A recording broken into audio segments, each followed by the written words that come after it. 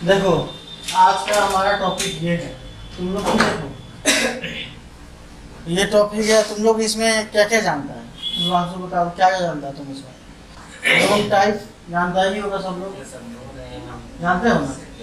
Home loan होता है, business loan होता है, पर्सनल लोन होता है, लोन अगेंस्ट प्रॉपर्टी होता है, गोल्ड लोन होता है। अब तो वो इस टाइप का अगर लोन देखेगा खाली, ठीक है, तो इतना लोन मिलता है और इससे भी ज़्यादा हो सकता है। ठीक है, ये लोन का टाइप है, मतलब इतने टाइप का लोगों को लोन मिल सकता है। अब इसके बाद इसमें देखो, तुम लोगों के लिए नया होगा, ये पेड ए लोन में होता क्या है? पेड ए लोन में जो आदमी का होटल वगैरह होता है, या तो ज़्यादा अच्छा टर्नओवर पर डे का होता है, तो लोग लोन लेता है तो उसको डेली का डिपॉजिट करना होता है, मतलब डेली का जो अमाउंट बनता है 2 या 3। इंश्योरेंस पर भी होता है लोन अगेंस्ट इंश्योरेंस। गाड़ी 4 व्हीलर लोग खरीदता है, उसका खत्म हो जाता है EMI, ठीक है, तो EMI खत्म होने के बाद वो चाहे तो लोन फिर से उठा सकता है उसी गाड़ी पर, तो उसका जो इंश्योरेंस वैल्यू होगा उसी के हिसाब से उसको लोन मिलेगा। ऐसा नहीं कि आदमी जितना कमा देगा उतना लोन मिलेगा, गाड़ी का जितना वैल्यू होगा इंश्योरेंस वैल्यू उसी के हिसाब से मिलेगा। चल रहा है, सबसे खतरनाक लोन है क्रेडिट कार्ड का। एक बार बाउंस के बाद वो फिर जगह है तुम्हारा, उसका इंटरेस्ट भरते रहो, है ना। मालूम चला है कि अगला महीना में पूरा पैसा दे दिया, तब पर भी कुछ ना कुछ इंटरेस्ट चढ़ाइए देगा, तो बॉन्ड करवाना पड़ता है, बंद करवाना पड़ता है। ठीक है, लोचा फंसा हुआ है मेरे साथ भी। अब इसमें देख लो, इतना टाइप का लोन होता है। अब फिर से रिटर्न आते हैं, अप्लीकेशन और अप्लीकांट और को अप्लीकांट में क्या अंतर होता है? अप्लीकांट वैसा व्यक्ति होता है जिसके नाम पर लोन मिलता है, को अप्लीकांट को गारंटर मान लो। मान लो कि लोन तुम्हारा सेंशन हुआ 10 लाख का, हम है प्राइवेट आदमी, आया जो आदमी लोन करने वाला है, जिसको कहते हैं एजेंट, वो आएगा, देखेगा, संतुष्ट नहीं होगा, या फिर कोई और कॉस्ट निकालेगा, कहेगा कि नहीं एक और आदमी लाइए जिसका बैंक स्टेटमेंट अच्छा हो, नहीं तो गवर्नमेंट जॉब में हो, नहीं तो बिजनेस अच्छा खासा हो, है ना। 2 ही 3 चीज़ होता है। अगर उसको पकड़ के ले आते हैं, उसका भी डॉक्यूमेंट लेगा, ठीक है। किसी कारणवश अगर हम लोन नहीं भर पाते हैं तो कॉल जाएगा उसके नंबर पर। कॉल रेफरेंस के लिए ऐसे तो 3-4 नंबर देता है। अगर हम नहीं भर पाए 2-3 महीना या फिर बाउंस करवा दिए, तो ये जो लोन अमाउंट है उसके भी सिबिल पर चढ़ जाएगा, समझ रहे हो? उसका भी सिबिल खराब हो जाएगा। उसका भी सिबिल खराब हो जाएगा। तो लोन अप्लीकांट और को अप्लीकांट जो होता है, दोनों पर चढ़ जाता है सिबिल में। सबसे ज़्यादा इसमें प्रॉब्लम होता है गाड़ी में आदमी खरीदता है कोई भी कॉमर्शियल व्हीकल, तो उसमें क्या होता है कि गाड़ी तो अक्सर वैसे आदमी खरीदता है जिसको चलाना होता है, या कोई गवर्नमेंट जॉब में है, जाए 1 दिन में निकाल के लेगा, कोई दिक्कत नहीं है, ठीक है। और कोई प्राइवेट आदमी है, पिकअप वगैरह कर लेगा, तो उसमें 2-3 आदमी का डॉक्यूमेंट लेता है। तो मेन एप्लीकांट है, उसने आपको तो जाएगा करेगा, मेन आदमी है उसने आप जाएगा ही। और अगर नहीं देता है पैसा, जो 2-3 आदमी का डॉक्यूमेंट लिया उसके घर में विजिट करेगा एजेंट, और उसके नाम पर भी, उसके सिबिल पर भी चढ़ा देगा जो आउटस्टैंडिंग अमाउंट होगा, जो बचा हुआ होगा। सो अब ये लोन मोड है। लोन मोड होता है जिसमें EMI होता है, EWI होता है, पे पर डे होता है, ईयरली होता है। अब EMI का सब आदमी जानते हैं, वेटेड मंथली इंस्टॉलमेंट होता है, ये हर आदमी को पे करना होता है महीने में। पे पर डे पीछे बताए थे कि जिसका या तो हॉस्पिटल हो, होटल हो, तो सब बड़ा लोन अमाउंट उठाता है एक बार में, 20 लाख, 30 लाख, 40 लाख, है ना। तो सबका लोन जो चलता है पर डे का चलता है। ईयरली होता है, जैसे देखो लोन, अब ये जो होता है 2 दो प्रकार का इसमें कैलकुलेशन होता है। सबसे पहला होता है फ्लैट, दूसरा होता है रिड्यूसिंग। अभी दोनों को समझाने के लिए हम खोलेंगे एक्सेल।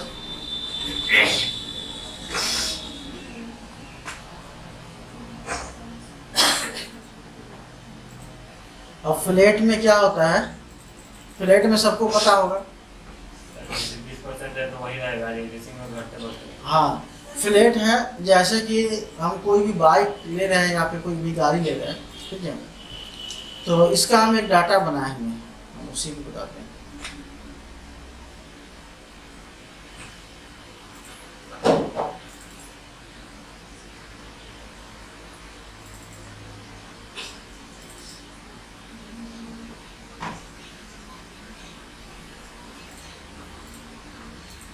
देखो ये है फ्लैट। फ्लैट में क्या है, मान लो कि ये गाड़ी है रिनॉल्ट कंपनी का ट्राइबर RXT मॉडल है, ये है 100 सीसी 1000 सीसी की गाड़ी है, वाइट कलर है। इसका EX प्राइस इतना है, ठीक है, इंश्योरेंस फास्टैग का इतना लग रहा है और रजिस्ट्रेशन का इतना लग रहा है, टोटल प्राइस इसका ये हो रहा है। ये DP है, डाउन पेमेंट। अब इसमें देखो डाउन पेमेंट क्या होता है। डाउन पेमेंट इसमें होगा जब काम करोगे तुम लोग, पता चलेगा, या लोन गाड़ी भी खरीदने जाओगे तो पता चलेगा। कंपनी का कहना है कि सरकार का पैसा आप दो, गाड़ी लोन लेने जाओगे तो कंपनी का एक ही सिद्धांत है, सरकार का पैसा आप देंगे, उसके बाद गाड़ी आप ले जाएगी, वो इंटरेस्ट जो भी होगा तो जोड़ेगा ही।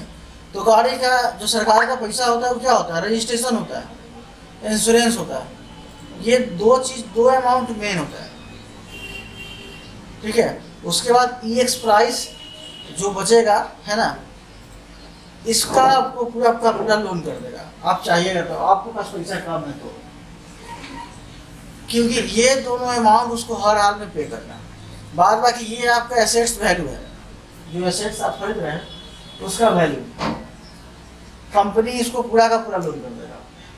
कंपनी को सामान बेचने से मतलब नहीं, बढ़िएगा फिर खींच के ले जाएगा, ठीक है। तो आप जब मिनिमम डाउन पेमेंट में खरीदते हैं तो आप ही को लॉस होता है।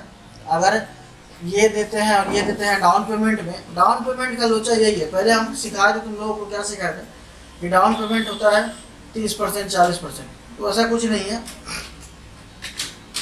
1,32,716 मतलब मिनिमम अमाउंट 1.5 लाख तक पेमेंट करो गाड़ी लेके। गाड़ी इसीलिए खूब बिक रहा है, ठीक है। कंपनी जो इसका बचा पैसा टोटल प्राइस में से, ये पैसा जो बचा इसका लोन कर देगा। अब ये लोन अमाउंट हो गया। अच्छा, ये पैसा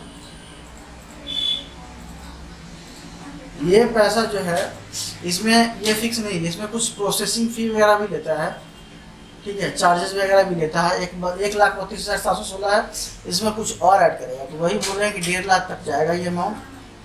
और ये जो बचा आपका 8,74,500, ये पूरा पैसा आपको लोड कर देगा, ठीक है। मिनिमम डाउन पेमेंट इसी ऊपर है,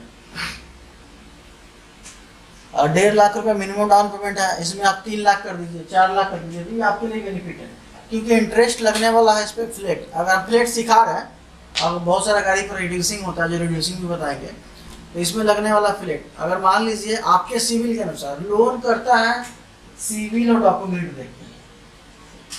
सिविल सबसे ज़्यादा जरूरी होता है। अगर आपको कंटिन्यूस लोन के क्षेत्र में रहना, आपका बिजनेस है, गाड़ी घोड़ा खरीदते हैं या कुछ भी है, तो बैंक आप पैसा आदमी है वो नहीं देता है। हम कितने से कोई मतलब नहीं उसको, आपका सिविल चेक करो। अगर आपका सिविल बढ़िया है, कहीं से कोई आउटस्टैंडिंग नहीं है, करियो काम है, तो कोई दिक्कत नहीं है, जाइए लोन कर देगा। अगर 4 साल 5 साल पहले भी कोई गाड़ी उड़ी खरीदा है या कहीं से कोई लोन लिए हैं, बाउंस हो चुका है 3-4 EMI, उसको क्लियर नहीं किए, 10 साल भी पहले, अगर वो क्लियर नहीं है आपका, तो आउटस्टैंडिंग आपके सिविल में दिखाएगा और उसके बाद कभी लोन नहीं करेगा। खासकर गाड़ी घोड़ा वाला जो भी कंपनी है, ये तो लोन नहीं करेगा। तो ये लोन जो होता है 8.5%, 9%, ये सिविल के अनुसार होता है। आपका सिविल खूब बढ़िया है, 800 के पार है, 750 के पार है, तो 8% पे जा सकता है, 7% पे जा सकता है। तो ये सिविल के अनुसार जो होता है इंटरेस्ट फिक्स होता है। अब इसमें 8.5% हम लिए हैं। अब ईयरली है,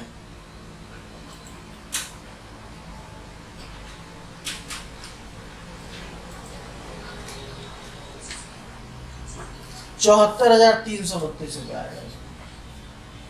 क्या आया इसका इंटरेस्ट आया एक साल का, एक साल में। अब ये मान लीजिए कि गाड़ी जो होगा 5 इयर्स के लिए होगा, तो एक साल का तो ये हुआ, ये ना कितना हो मल्टीप्लाई। अब इसमें क्या जोड़ोगे, मूलधन।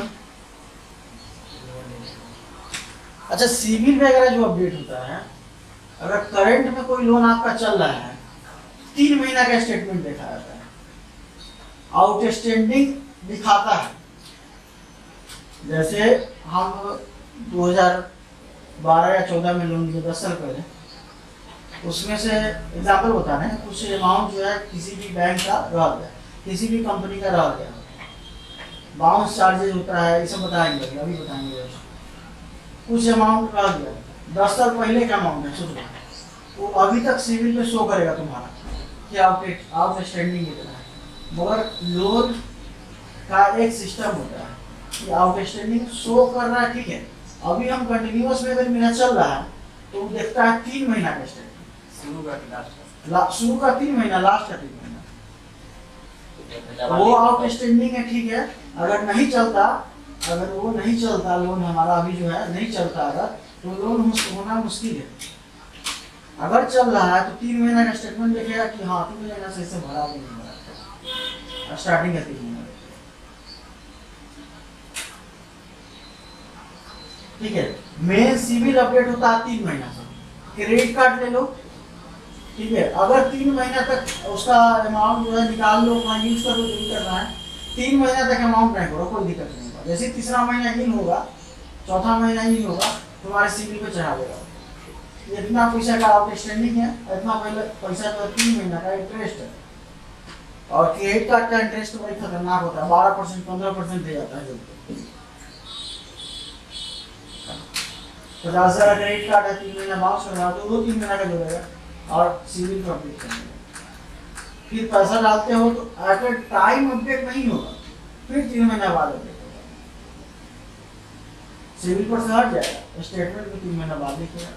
और लोग स्टेटमेंट ही निकालता है, पूरा स्टेटमेंट केवल और केवल मोबाइल नंबर से निकल जाएगा, कोई भी आदमी निकाल सकता है, हम बताएंगे।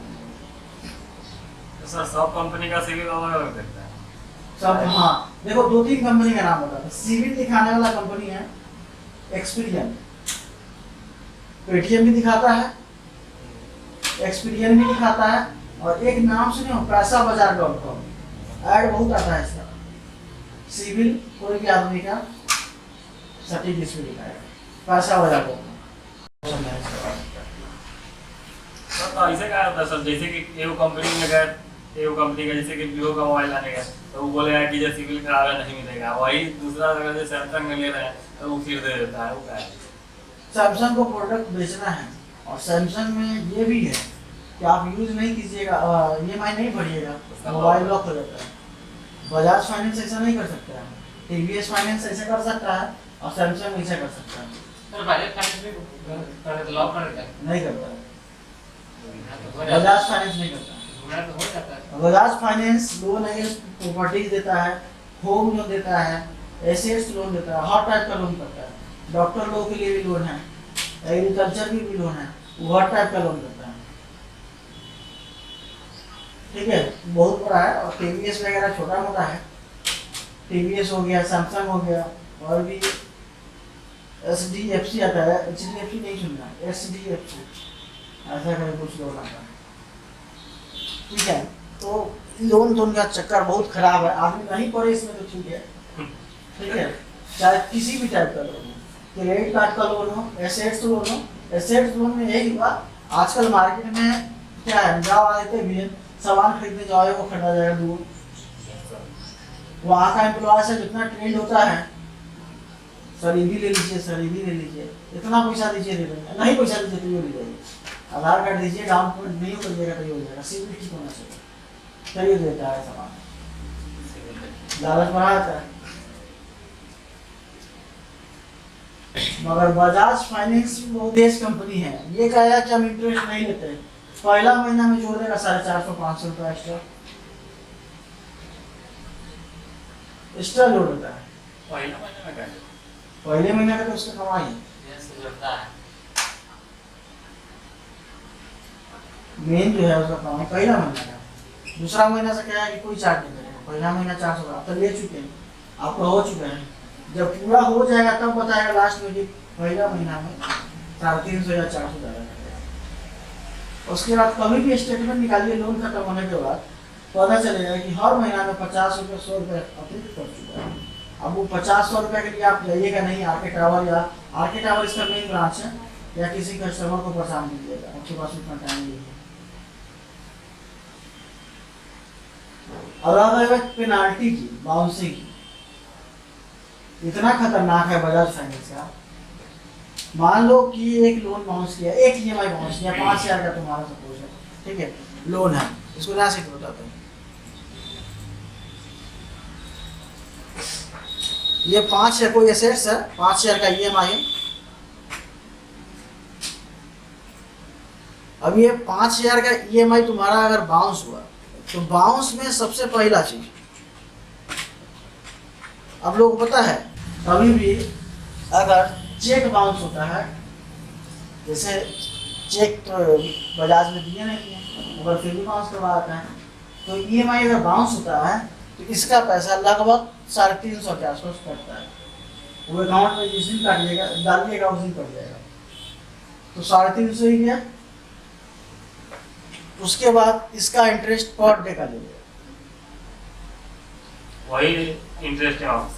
जो 4% होगा, 5% होगा, बजाज फाइनेंस का 8% होगा, 8% होगा मान लो, तो 8% का पर डे का हिसाब चलेगा उसका, आप जितना दिन नहीं भरिए, ठीक है। इसीलिए बोलते हैं सब चक्कर में नहीं है पढ़ना, कभी हम पढ़ के देख चुके हैं। देखो अब ये पर डे का मान लो इसका निकालते हैं, कैसे निकलेगा, 5000 का 5% निकालना है, परसेंट भी डाल देते हैं, 5/100 कर देते, चलो ये देखो ये 250 रुपये निकला, पर डे का लेगा, एकदम सटीक बात बता रहे हैं, पर डे का 250-200 रुपया चार्ज करेगा, जितना दिन नहीं भरो तुम आराम से सो जाओ। एक बार से 2 बार फोन आएगा, पूछा जाए कब भरिएगा, लोग ज़्यादा परेशान नहीं करता है, फायदा का बात होगा, है ना। डेली का 250-300 मिल रहा है, डेट ले लो 15 दिन बाद, 20 दिन बाद, उसी दिन फोन करेगा, उससे पहले बीच में कभी चलते रहे अब चलने दो उसको, कोई दिक्कत नहीं। मंथ एंड होने तक भर दिए, ठीक है, नहीं भरिएगा तो एगो आ जाएगा आपके घर पे आने पैसा सुनने के लिए, ठीक है। इस सब का भी डेट होता है 28 से 30 तक कर देना होता है। अब ये जो चार्ज है, मान लीजिए कि 10 दिन नहीं हुआ,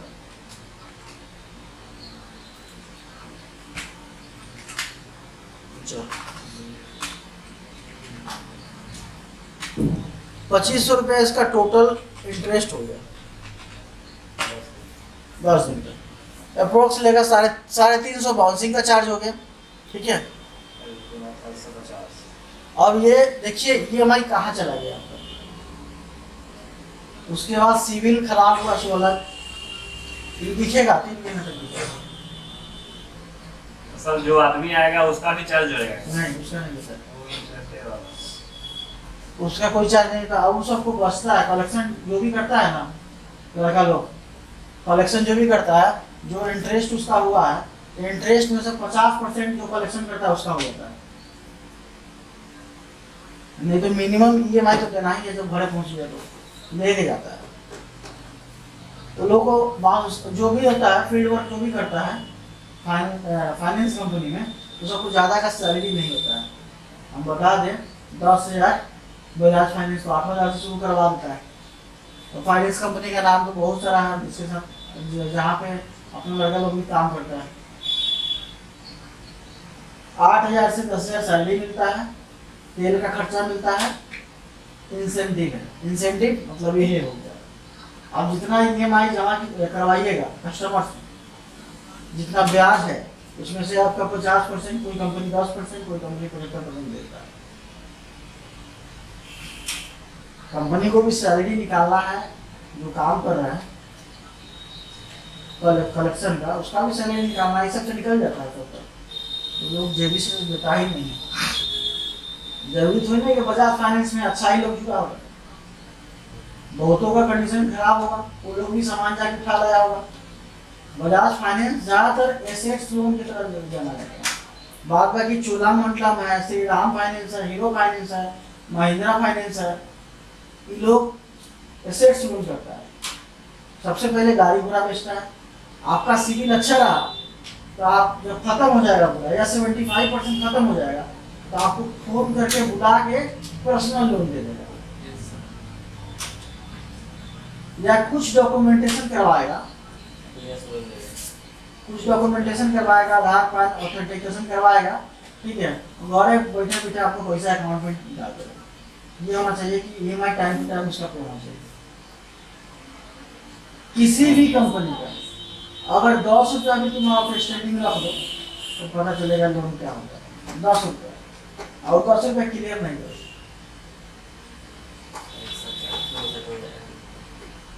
अब ये जो EMI है देखो कहाँ गया।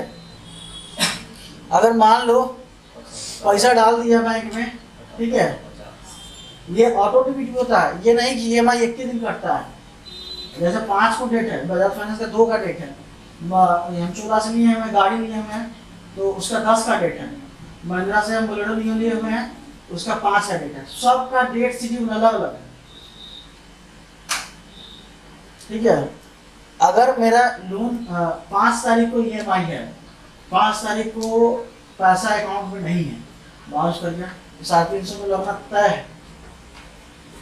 6 को 7 को हो सके तो डाल दो अकाउंट में पैसा, एक बार फिर हिट करेगा अकाउंट, मतलब 3 से 4 दिन में हिट करता है अकाउंट, पैसा है ऑटो डिडक्ट हो जाएगा। हर कंपनी के साथ ही है, एक बार में तुमको मैसेज तो आ जाएगा, दोबारा बार में फिर हिट करेगा। बैंक चार्जेस तो लगना तय है, और इस पर से हम लोग यहाँ से जो कंपनी का इंटरेस्ट है पर डे का, उससे हम लोग बढ़ सकते हैं।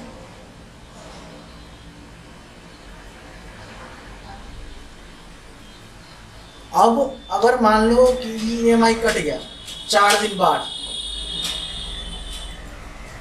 EB कट गया, समझना बात, अकाउंट में पैसा डाल दिए, बाउंस चार्जेस कट गया, EB कट गया, उसका 2 दिन बाद कटा होगा अगर, तो 2 दिन बाद का जो अमाउंट बनता है 550 रुपया का, ये अमाउंट पर ये अमाउंट फिर आपके अकाउंट में हिट कराएगा।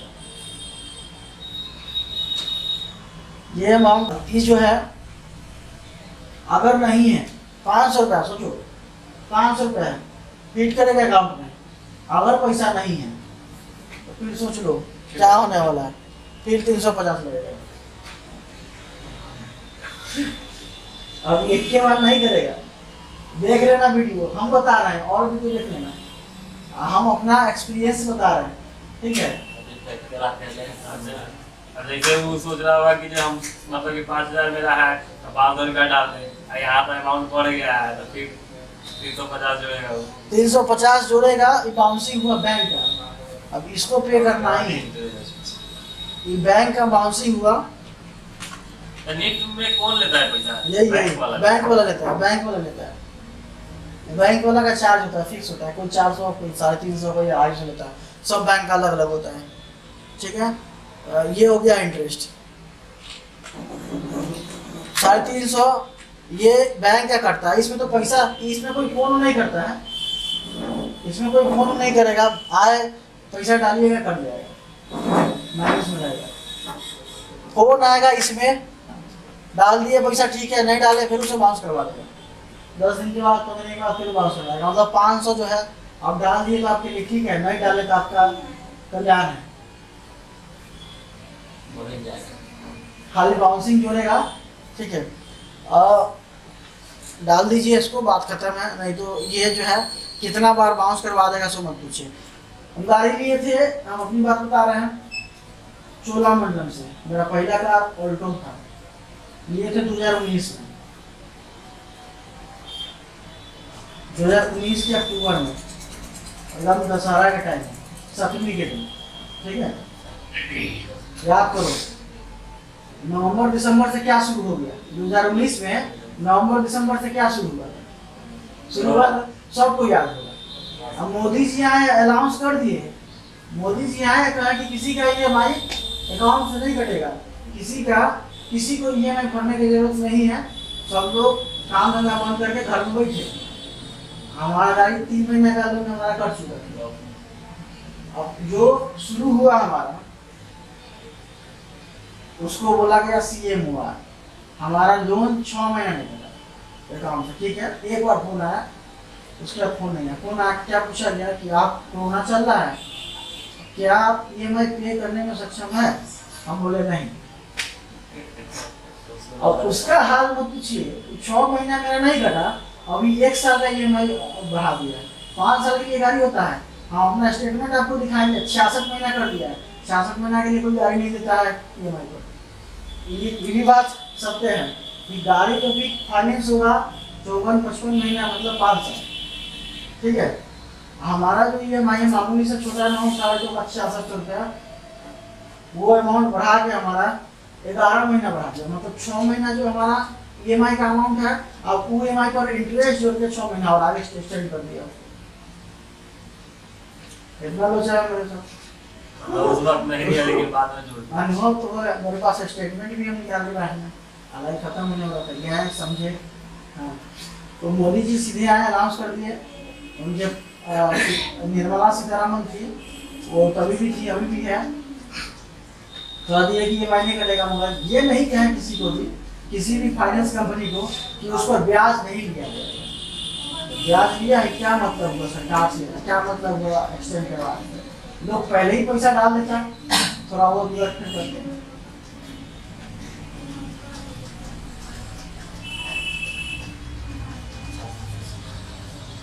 चलो, तो ये हुआ, देखो ये 5 साल के लिए हुआ फ्लैट में, ठीक है। 5 साल का अब कितना महीना हुआ, 60 महीना हुआ। अब सीधे कर लो इसको, क्या कर लो, भाग कर लो कितना से, 55 महीना के लिए करेगा या 54 महीना के लिए करेगा, 60 महीना का नहीं करता है।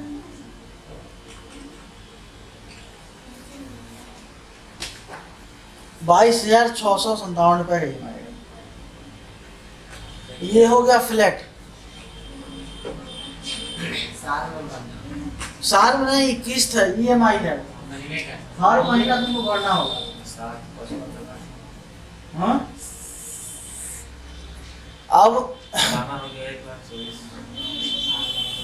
अब जो है इसमें ये हो गया तुम्हारा फ्लैट। देखो बैंक, अगर बैंक लोन करता है, उसमें एक फायदा होता है, उसमें होता है पार्ट पेमेंट। देखो आगे का टॉपिक है सर हमारा, लोन मोड EMI बता दिए। EWI होता है, 27 जो बनाता है समूह वाला सब होता है, वो EWI होता है। 4 वाला भी बता दिए, हॉस्पिटल का होता है, होटल का बहुत अच्छा चलता है, सबका होता है। ईयरली बता दिए, लोन कैलकुलेशन बता रहे हैं, लोन कैलकुलेशन में फ्लैट बता दिए, रिड्यूसिंग में तुम लोगों को PMT का फॉर्मूला बता दिया, याद है? ये रिड्यूसिंग है, कल आप लोगों को बताते।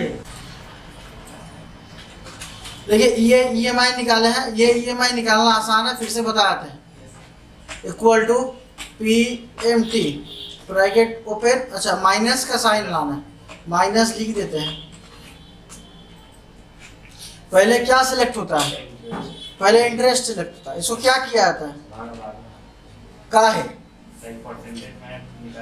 कि परसेंटेज सालाना है और इंटरेस्ट हमको मंथली में कन्वर्ट करना है, ठीक है। इसीलिए 12 से भाग किए तो 1 महीना का इंटरेस्ट निकले, कॉमा दिए।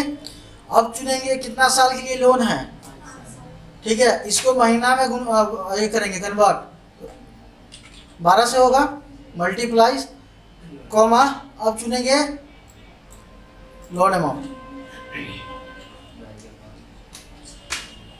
ये हमारा निकला EMI। अब इस EMI में देखना है कि हम कितना इंटरेस्ट पेड किए हैं। देखो इसमें करना क्या है, इंटरेस्ट निकालने के लिए सबसे पहले फंक्शन जो चलता है IPMT चलता है, IPMT लेंगे है ना, उसके बाद सेम प्रोसेस में करेंगे ना। अब क्या करना है, 1 महीने का निकालना है ना, 1 महीना का, इसमें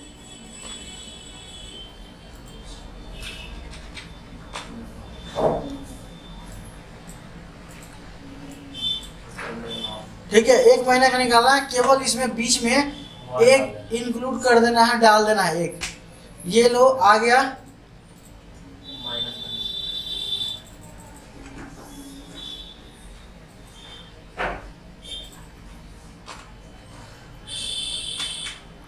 ये आ गया 1 महीना का इंटरेस्ट। अब 1 महीना का प्रिंसिपल निकालना है कि कितना हम पे कर दिए, तो उसके लिए क्या करेंगे, PRINCI प्रिंसिपल अमाउंट क्या होगा इसमें, माइनस ले ही लेते हैं ना, कौन सा फॉर्मूला चलेगा, क्या लेंगे इसमें, सेम काम होगा इसमें भी, रेट ऑफ इंटरेस्ट को भाग करेंगे 12 से, कॉमा 1 1 महीने का निकाले, कॉमा टेनर लेंगे गुना 12 कॉमा लोन अमाउंट, ब्रैकेट बंद और एंटर।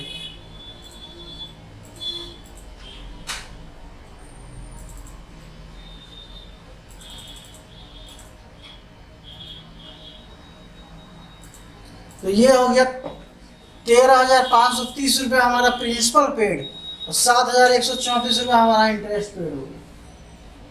रिड्यूसिंग में क्या होता है कि जब हम पैसा प्रिंसिपल इतना दे दिए तो अगला बार जो हमको ब्याज लगेगा वो इतना घट के लगेगा।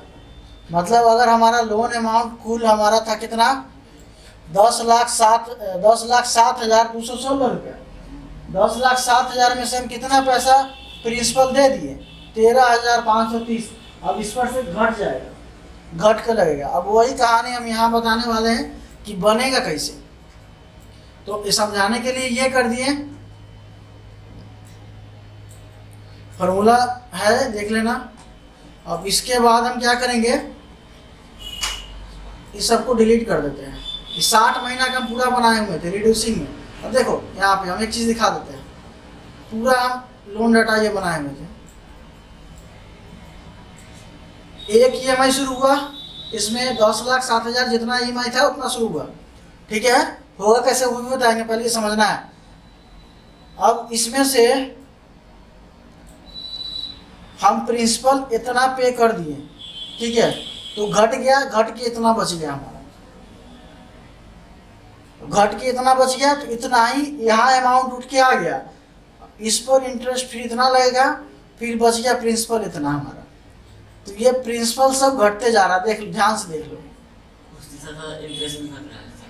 और इंटरेस्ट रेट भी घट रहा है, इंटरेस्ट का जो अमाउंट है वो भी घट रहा है, प्रिंसिपल भी घट रहा है। कैसे करेंगे वो हम बताते हैं, पहले ये समझ लो। और लास्ट में जाते जाते हमारा EMI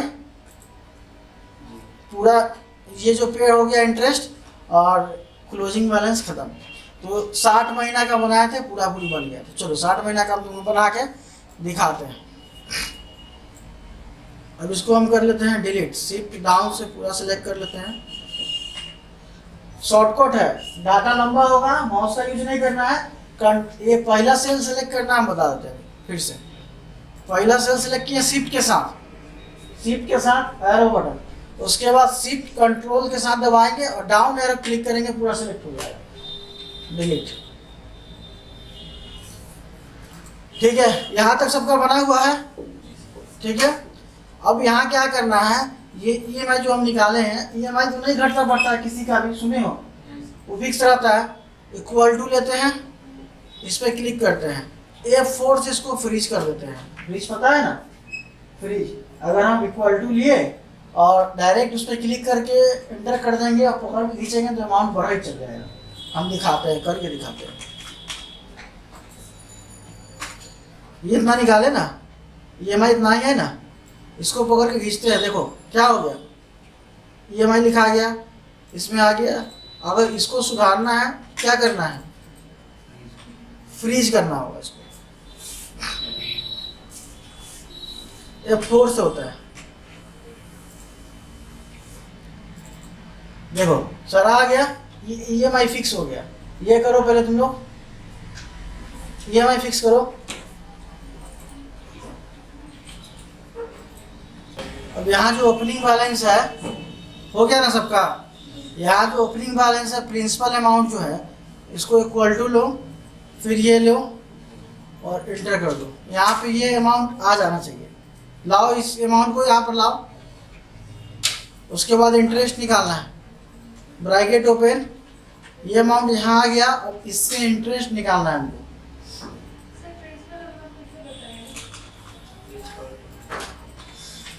इक्वल टू ये अमाउंट क्लिक, बस एंटर कर देना। अब इंटरेस्ट निकाल करो, लगा दिया, सब लोग लगाओ।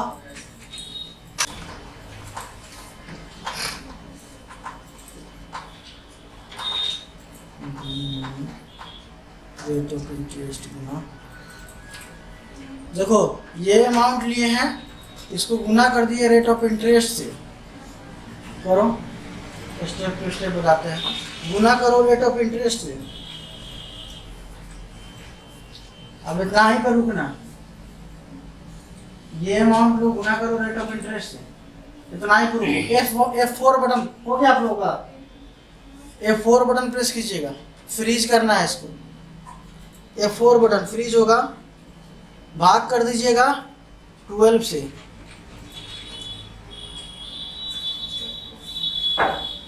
हो गया, इंटर प्रेस करो।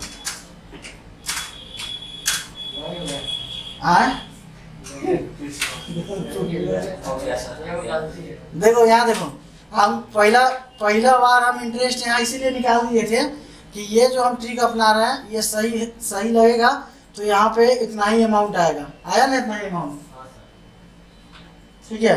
अब लोगों का हुआ कि दिखना है, हो गया, इतना ही अमाउंट आया ना। अब EMI तो घटता बढ़ता नहीं है, EMI तो फिक्स रहता है। अब यहाँ क्लोजिंग प्रिंसिपल कैसे निकालेंगे, सो देखो क्या करना होगा। इस प्रिंसिपल अमाउंट को प्लस कर दिया है इंटरेस्ट अमाउंट को, ठीक है। उसके बाद माइनस कर दिया है EMI को।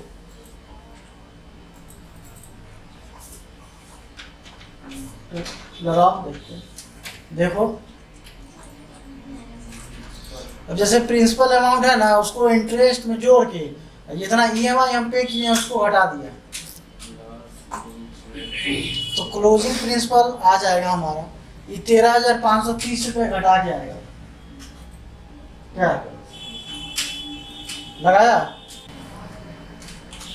अब घटाओ तो जो लोन अमाउंट है, ये लोन अमाउंट है, अलग घटाना सीखने के लिए।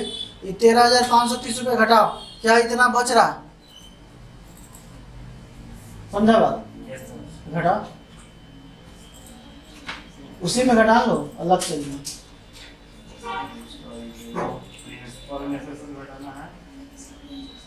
प्रिंसिपल में से जो लोन अमाउंट है ना, उसमें से प्रिंसिपल अमाउंट जो ये वाला हम निकाले थे पहले, वो देखिए ये प्रिंसिपल हम समझा दिए, ये हम ऊपर निकाले थे, घटा के दिखा दिए कितना बच रहा है, ये ऑटोमेटिक बचता है, ठीक है। अब इस प्रिंसिपल को, क्लोजिंग प्रिंसिपल है, उसको यहाँ पे लाना है, इक्वल टू, और इसको लेना है और एंटर प्रेस करना है। ये आ गया, इस पर डबल क्लिक कीजिए, 60 में फिल हो जाएगा ऑटोमेटिक 0 करके देखिए। देखो दिखा देता है, फिर से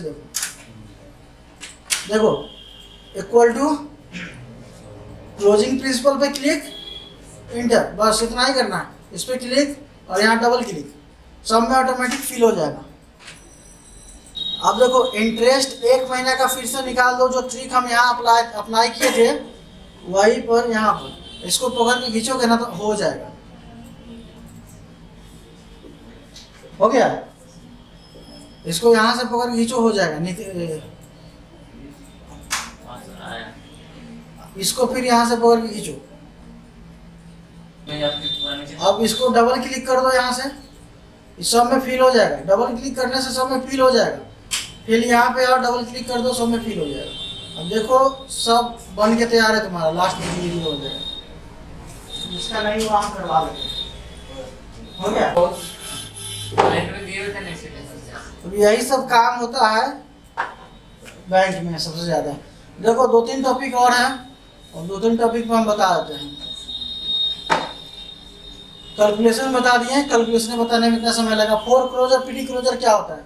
लोन 3 महीना चलने के बाद कोई आदमी चाहता है इसको बंद करवा दें, हम पूरा पैसा दे दें, तो जो सालाना इंटरेस्ट है वो नहीं लगता है, ठीक है, 8.5%। जैसे इस साल का लग गया, और इस साल के दिसंबर तक क्या करते हो, बंद करवा देते हो, चाहते हो बंद करवाना, पैसा आ गया है तो इस साल के दिसंबर का, इस साल का पूरा ब्याज लगेगा, आगे साल का नहीं लगेगा, आगे साल का नहीं लगेगा। मगर या फोर क्लोजर या प्री क्लोजर का कंपनी का चार्ज होता है 2% या 2.5% या 3%, वो लगेगा पूरा पैसा। मतलब तो इंटरेस्ट 4 साल मान लो कि और बचा हुआ है, एक ही साल में तुम खत्म कर रहे हो, ठीक है ना। तो 1 साल का इंटरेस्ट लगा, 4 साल का इंटरेस्ट और बचा हुआ था, जो लगा लगने वाला था वो नहीं लगेगा। मगर जो कंपनी का होता है rule, pre closure foreclosure पे 2.5-3% दिया जाता है पूरा पैसा पे, जितना रेस्ट अमाउंट बचता है उस पे, तो वो पैसा लेगा तुम्हारा, प्री क्लोजर कर देगा या फोर क्लोजर कर देगा। 4 साल में जो लोन एक साथ दे देंगे उसका तो लेगा प्री क्लोजर। 4 साल जो लोन एक साथ ही दे देंगे और पैसा आ गया है, हाँ फिर उसका हाँ प्री क्लोजर लेगा है। तुम 6 महीना बचा हुआ है उसका भी करवाएगा तब पर भी देगा, समझ रहे हो? तो प्री क्लोजर फोर क्लोजर। अब देखो पार्ट पेमेंट, एक ऑप्शन है पार्ट पेमेंट। पार्ट पेमेंट क्या होता है? अब जैसे हम 10 लाख का लोन करवाएं, ठीक है, पार्ट पेमेंट बैंक में होता है सबसे ज्यादा, और बहुत तरह गिना चुना कंपनी है जिसमें पार्ट पेमेंट होता है। तो पार्ट पेमेंट का मतलब, जैसे हम लोन चला रहे हैं, 5 साल का लोन हमारा है, ठीक है, हमारा 2 साल भरा गया, 2 साल में मोटा मोटी 2.5 लाख भर दिए, जो बचा 7.5 लाख, हम चाहते हैं कि 2 बार में उसको क्लियर कर दें, 2 बार में। पार्ट पेमेंट एक बात ध्यान रखना कि 2 ही बार मिलता है, हाफ अमाउंट करो या 75% करो। जो 7.5 लाख बचा हुआ है उसका आधा पैसा करेंगे हम पार्ट पेमेंट, इंटरेस्ट हमारा नहीं लगेगा, आधा पेमेंट डाल दिए, अब आधा पेमेंट जो बचेगा उसी का आगे इंटरेस्ट चलेगा। तो पार्ट पेमेंट इसको बोलते हैं। इससे बेनिफिट होता है क्या कि लोन अमाउंट कम हो जाएगा, सिविल पर अपडेट हो जाएगा कि आपका लोन अमाउंट इतना ही है। नहीं तो पूरा का पूरा 10 लाख का जो लोन होता है वो 10 लाख का लोन आपको शो करेगा सिविल पे। और पार्ट पेमेंट कर देते हैं तो 1 महीने के बाद आपका वो जो EMI है वो भी रिड्यूस हो जाएगा, ठीक है। इंटरेस्ट तो कम ऐसे भी लग रहा है, इसमें कुछ पूछना है तो पूछ सकते हैं कहीं से भी कुछ भी। पार्ट पेमेंट कुछ गिना चुना कंपनी करेगा, आए तो बैंक सब करता है। और जैसे 7.5 लाख का लोन अमाउंट हमारा बच गया, 2.5 लाख हम पेड कर चुके हैं, तो उसमें से आधे पैसा पेमेंट होगा। पार्ट पेमेंट 2 ही बार मिलता है, या तो एक बार में पूरा कर लो और नहीं तो 2 बार में आधा आधा करनी पड़ेगा। इंटरेस्ट का बचत होता है, और जो हमारा पेड हो गया सिविल पे बढ़ जाता है पैसा, इतना पैसा जो है हमारा घट गया। तो पार्ट पेमेंट यही होता है। तो सर इसका भी तो कोई चार्जेस काटता होगा, जैसे फोर क्लोजर में, जैसे कि प्री क्लोजर में तो 2.5% 3% लेगा। तो ये पार्ट क्लोजर ये पेमेंट में नहीं करता? नहीं, इसमें नहीं लेता है, पार्ट पेमेंट में नहीं लेता है, ठीक है। अब रीपेमेंट है, रीपेमेंट शेड्यूल और स्टेटमेंट पे क्या होता है? रीपेमेंट शेड्यूल ये होता है कि हमको पेमेंट कब कब देना है। डेट होता है ना, 10 तारीख को, 10 मार्च को, 10 अप्रैल को, 10 मई को, ये हो गया रीपेमेंट शेड्यूल, ठीक है। अब स्टेटमेंट होगा कि कितना पैसा हम दे दिए और कितना पैसा हमारा बाकी है, वो स्टेटमेंट में निकलेगा। क्या वो EMI बाउंस करवाए, कितना बाउंसिंग दिए हैं, वो सब निकलेगा स्टेटमेंट में। तो इसलिए सब में कंफ्यूजन मत होना, पढ़े हो बता दिए सारा कुछ, कभी काम आएगा, ये सब आता ही है हर आदमी को, कभी न कभी एक बार लोन तो फिर यहाँ पड़ता ही पड़ता है। बड़ा से बड़ा डॉक्टर, बड़ा से बड़ा इंजीनियर, जरूरत तो सबको पड़ ही जाता है। सबसे अच्छा है डॉक्टर लोग के लिए, उसके डॉक्यूमेंट उसके डिग्री पर लोन मिल जाता है। उसको कोई जरूरत नहीं है स्टेटमेंट और कुछ दिखाने का। उसका ITR होता है। अब ITR क्या होता है? Income tax return. Pan card हम लोग यूज करते हैं ना, उस पैन कार्ड का सही यूज होता है ITR का। मतलब जो लोग नहीं कर रहा है नॉर्मल, तो हमारे बिहार और भारत में लोग 75% नहीं करते हैं। ITR करने से बेनिफिट यही होता है कि आप दिखाते हैं सरकार की नज़र में है कि आप इनकम टैक्स रिटर्न कर रहे हैं, उसमें भी आपका मंथली इनकम अच्छा खासा प्लस है, तो सरकार को कुछ टैक्स पे कर दीजिए ईमानदारी से, ठीक है। मंथली या सालाना सालाना है नहीं, मंथली इनकम 50,000 प्लस होना चाहिए। और सालाना ITR होता है। ITR जो होता है 1 साल में एक बार होता है। तो ITR रिटर्न करने से यही बेनिफिट है। अब वो जो ITR करके पेपर देगा आपको, कहीं लोन लेने जाइए तो आपको पहचानता नहीं, पेपर को पहचानता है। दिखाइए कोई बिजनेस है उसका भी पेपर दिखाइए, नहीं है तो केवल ITR के बेस पर भी कर देता है। बिजनेस में मतलब पर्सनल। अच्छा, बैंक वाला सर जो लोन देता है वो सर क्या करता है सर? बहुत डॉक्यूमेंट खोजता है बैंक वाला के। हम 1 महीना दौड़े नहीं करता है।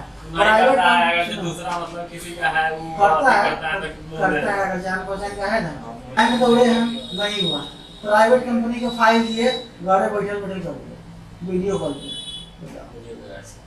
वीडियो KYC करवाया, आधार ऑथेंटिकेशन करवाया, पैन ऑथेंटिकेशन करवाया कर दिया। तुम्हारा बैंक बैलेंस शीट सुने हो? बैंक में जाओगे बैलेंस शीट मांगेगा। हम गाड़ी निकाले बोलेरो न्यू इनटेक, उसमें हमारा 3 साल का ITR लिया, इंस्टीट्यूट का पूरा पेपर लिया, कंपनी रजिस्ट्रेशन लिया, पैन लिया, टैन लिया, इसका अलग से बना हुआ है कंपनी का।